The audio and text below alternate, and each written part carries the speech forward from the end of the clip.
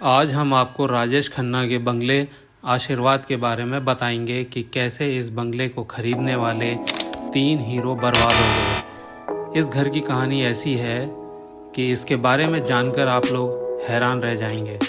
आशीर्वाद नाम का यह बंगला मुंबई के कार्टर रोड पर स्थित था। यह मुंबई के सबसे महंगे इलाकों में से एक है। यहाँ पर कई फिल्मी हस्तियों की बड़ी बड़ी कोठियाँ हैं। हालांकि आशीर्वाद के बारे में इस बात की कोई पुख्ता जानकारी नहीं है कि यह कब बना और असल में इसे किसने बनवाया था। जहाँ तक जानकारी मिल पाई है उसके अनुसार 50 के दशक में यह बंगला एक एंग्लो इंडियन के पास था।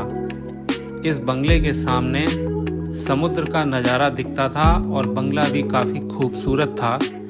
इसलिए उस समय के सुपरहिट फिल्मों बैजू बावरा, मिर्जा गालिब और बरसात की रात के हीरो भारत भूषण ने इसे खरीद लिया।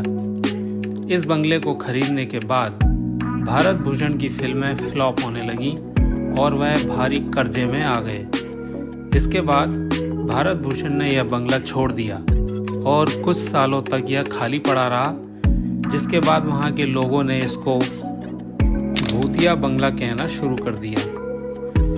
इस बंगले के बारे में जब 60 के दशक के हीरो राजेंद्र कुमार को पहली बार पता चला तो उन्होंने मात्र 60,000 रुपये की कीमत में इसको खरीद लिया।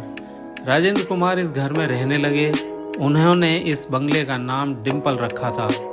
शुरू में तो ऐसा लगा कि यह बंगला राजेंद्र कुमार के लिए बहुत ही लकी है, क्योंकि राजेंद्र कुमार की फिल्में हिट हो रही थीं और कई हफ्तों तक तो थिएटर से ही नहीं हटती थी। इसलिए उनको जुबली कुमार भी कहा जाने लगा। हालांकि यह सिलसिला ज़्यादा दिन तक नहीं चला और 70 के दशक में तंगी के कारण उन्होंने यह घर भी छोड़ दिया। अब इस बंगले को खरीदने वाले हीरो थे अपने ज़माने के सुपरस्टार राजेश खन्ना। कहा जाता है कि राजेश खन्ना ने उस समय 3.5 लाख रुपए में यह घर खरीदा था। राजेश खन्ना ने इस बंगले का नाम आशीर्वाद रख दिया और यही आशीर्वाद बंगला राजेश खन्ना की पहचान भी बन गया। राजेश खन्ना ने 70 के दशक में लगातार 17 सुपरहिट फिल्में की थी और वो उस जमाने के सुपरस्टार बन गए थे। उनका बंगला भी आकर्षण का केंद्र बन गया।